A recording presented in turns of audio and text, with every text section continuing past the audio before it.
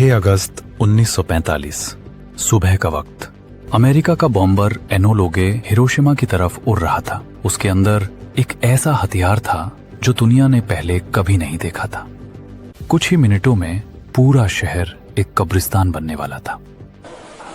Hiroshima में जिंदगी बिल्कुल सामान्य चल रही थी, साफ आसमान, रोज का रूटीन। और इसी शहर में था सुतोमो यामागुची, 29 साल का एक शिपयार्ड इंजीनियर। सुतोमो असल में नागासाकी से थे, लेकिन पिछले 3 महीनों से वो हिरोशिमा में जापानी नेवी के लिए शिप्स डिजाइन कर रहे थे। आज उनके 3 महीने लंबे प्रोजेक्ट का आखिरी दिन था और सुतोमो को शाम की ट्रेन से नागासाकी वापस जाना था। लेकिन किस्मत ने कुछ और ही लिख रखा था।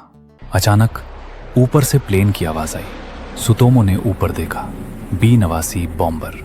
जब वो प्लेन को देख रहे थे तो उन्होंने देखा कि उसके पीछे से कुछ गिरा।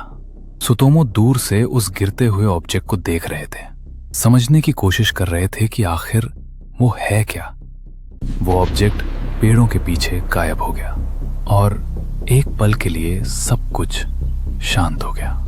और फिर एक आंखें जला देने वाली तेज रोशनी। सुतोमो जमीन पर कूद पड़े और अगले ही पल ब्लास्ट की ताकत ने उन्हें हवा में उछाल दिया। वो बेहोश हो गए।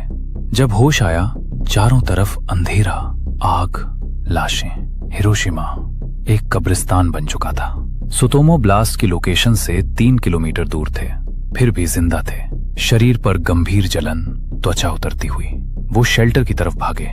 वहां लोग जल चुके थे, चीख रहे थे, मदद मांग रहे थे। कोई डॉक्टर नहीं थे, सिर्फ जिंदा रहने की जिद थी। अगली सुबह एक चमत्कार हुआ। सुतोमो को पता चला कि एक इवैक्यूएशन ट्रेन कुछ ही देर में नागासाकी के लिए निकलने वाली है। 8 अगस्त 1945 सुतोमो नागासाकी पहुंच गए। नागासाकी पहुंचते ही वो सीधे अस्पताल गए। पूरा शरीर पट्टियों से ढका हुआ था। 9 अगस्त की सुबह वो काम पर गए। ये सुनने में पागलपन लग सकता है कि कोई इंसान एटॉमिक बम ब्लास्ट के 3 दिन बाद काम पर जाए, लेकिन जापान में लोग अपने काम को लेकर बहुत गंभीर और वफादार होते हैं। उन्होंने हिरोशिमा की कहानी सुनाई, लेकिन कोई मानने को तैयार नहीं था। सब कोई बोल रहे थे एक बम पूरा शहर नहीं मिटा सकता। और तभी वही चमकदार रोशनी। फिर से एक और एटॉमिक बम, इस बार नागासाकी में गिराया गया। सुतोमो डेस्क के नीचे कूद गए। ब्लास्ट हुआ, खिड़कियां टूट गईं। इस बार उनके और ब्लास्ट के बीच एक पहाड़ी थी, इसीलिए वो बच गए। वो घर की तरफ भागे। घर मलबे में बदल चुका था।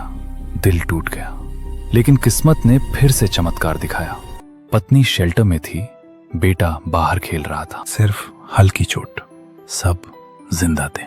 सुतोमो यामागुची दुनिया के एकमात्र इंसान जो हिरोशिमा और नागासाकी दोनों एटॉमिक बॉम्ब से जिंदा बचे। उन्होंने 93 साल की जिंदगी जी और 2010 में उनका निधन हुआ। ये कहानी सिर्फ सर्वाइवल की नहीं है, ये याद दिलाती है कि इंसान की जिंदगी जंग से ज्यादा कीमती होती है। और इतिहास हमें ये भी सिखाता है, कभी कभी किस्मत भी सोच से ज्यादा ताकतवर होती है।